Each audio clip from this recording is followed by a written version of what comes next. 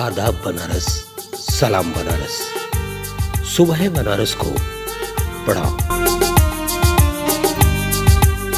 जब आंसू का एक कतरा टपक पड़ा, दिलफिगार ने लपक कर उस अनमोल मोती को हाथ में ले लिया और उसके दिल ने कहा, बेशक यह दुनिया की सबसे अनमोल चीज है, जिस पर तख्ते ताउस और जामे जम और आबे हयात और जरे परवेज सब न्यौछावर है।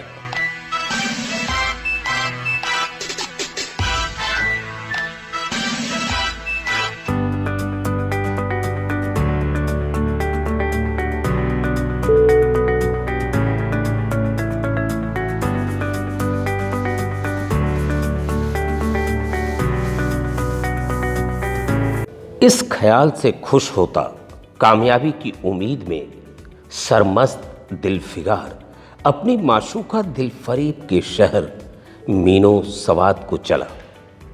मगर ज्यों-ज्यों मंजिल तय होती जाती थी, उसका दिल बैठा जाता था कि कहीं इस चीज की जिसे मैं दुनिया की सबसे बेशकीमत चीज समझता हूं, दिलफरीब की आंखों में कद्र न हुई तो मैं फांसी पे चढ़ा दिया जाऊंगा और इस दुनिया में नामुराद जाऊंगा। लेकिन जो हो सो हो, अब तो किस्मत आजमाई है। आखिरकार पहाड़ और दरिया तय करते शहर मीनो सवाद में आ पहुंचा और दिलफरीब की ड्योढ़ियों पे जाकर विनती की कि थकान से टूटा हुआ दिलफिगार खुदा के फजल से हुक्म की तामील करके आया है और आपके कदम चूमना चाहता है। दिलफरीब ने फौरन अपने सामने बुला भेजा और एक सुनहरे पर्दे की ओट से फरमाइश की कि वह अनमोल चीज पेश करो। दिलफिगार ने आशा और भय की एक विचित्र मन स्थिति में वह बूंद पेश की और उसकी सारी कैफियत बहुत पुरअसर लफ्जों में बयान की। दिलफरीब ने पूरी कहानी बहुत गौर से सुनी और वह भेंट हाथ में लेकर जरा देर तक गौर करने के बाद बोली, दिलफिगार, बेशक तूने दुनिया की एक बेशकीमत चीज ढूंढ निकाली। तेरी हिम्मत और तेरी सूझबूझ की दाद देती हूं, मगर यह दुनिया की सबसे बेशकीमत चीज नहीं। इसलिए तू यहां से जा और फिर कोशिश कर, शायद अब की तेरे हाथ वह मोती लगे और तेरी किस्मत में मेरी गुलामी लिखी हो। जैसा कि मैंने पहले ही बतला दिया था, मैं तुझे फांसी पे चढ़वा सकती हूं, मगर मैं तेरी जान बख्शी करती हूं इसलिए कि तुझमें वो गुण मौजूद है जो मैं अपने प्रेमी में देखना चाहती हूं और मुझे यकीन है कि तू जरूर कभी ना कभी कामयाब होगा। नाकाम और नामुराद दिलफिगार इस माशूकाना इनायत से जरा दिलेर होकर बोला, ऐ दिल की रानी, बड़ी मुद्दत के बाद तेरी ड्योढ़ी पे सजदा करना नसीब होता है। फिर खुदा जाने ऐसे दिन कब आएंगे। क्या तू अपने जान देने वाले आशिक के बुरे हाल पर तरस न खाएगी और क्या अपने रूप की एक झलक दिखाकर इस जलते हुए दिलफिगार को आने वाली सख्तियों को झेलने की ताकत न देगी। तेरी एक मस्त निगाह के नशे से चूर होकर मैं वह कर सकता हूं जो आज तक किसी से न बन पड़ा हो। दिलफरीब आशिक की यह चाव भरी बातें सुनकर गुस्सा हो गई। हुक्म दिया कि इस दीवाने को खड़े खड़े दरबार से निकाल दो। चौबदार ने फौरन गरीब दिलफिगार को धक्के देकर यार के कूचे से बाहर निकाल दिया।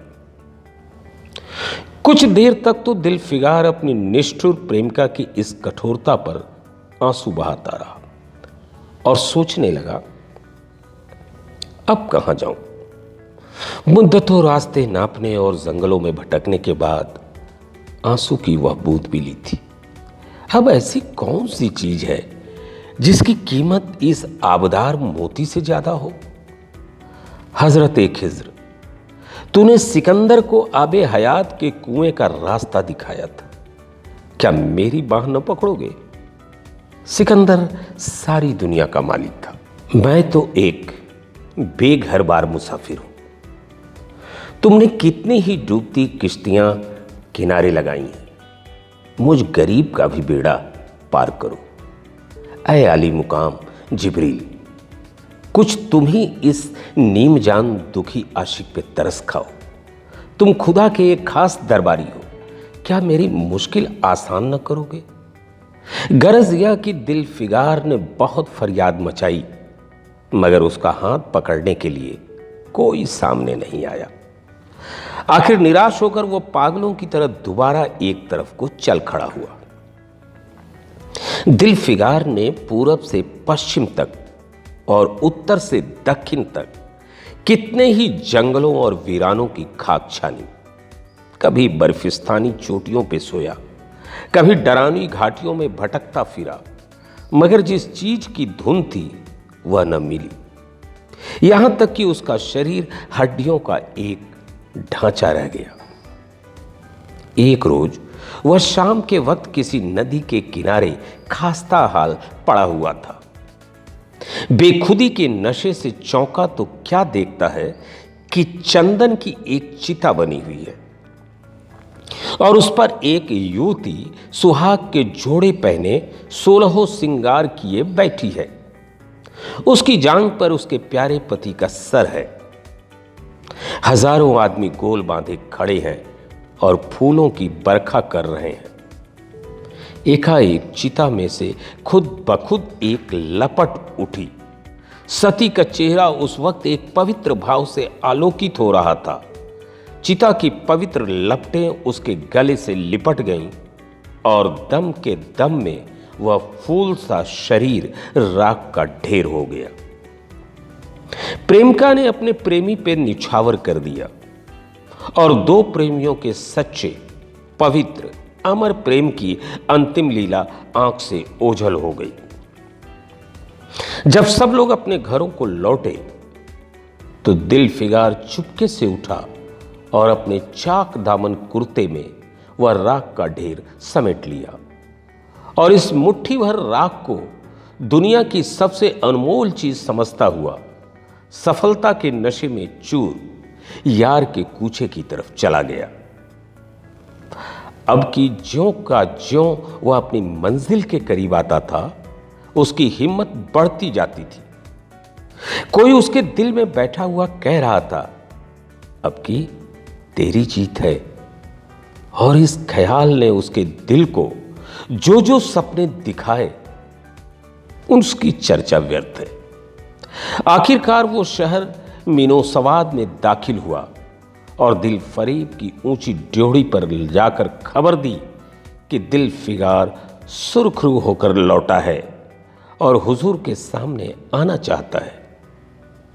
दिल फरेब ने जवांबाज आशिक को फौरन दरबार में बुलाया और उस चीज के लिए जो दुनिया की सबसे बेशकीमती चीज थी हाथ फैला दिया।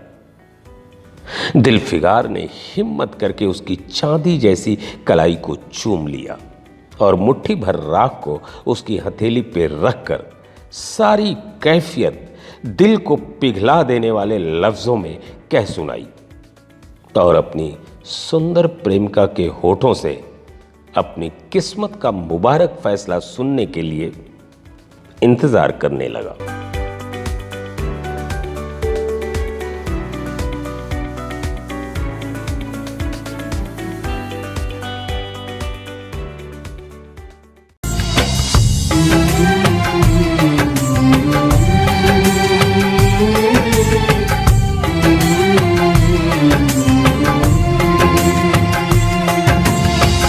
खामोश है जो ये वो सदा है, वो जो नहीं है वो कह रहा है। बस इतना याद रहे, एक साथी और भी था, बस इतना याद रहे, एक साथी और भी था।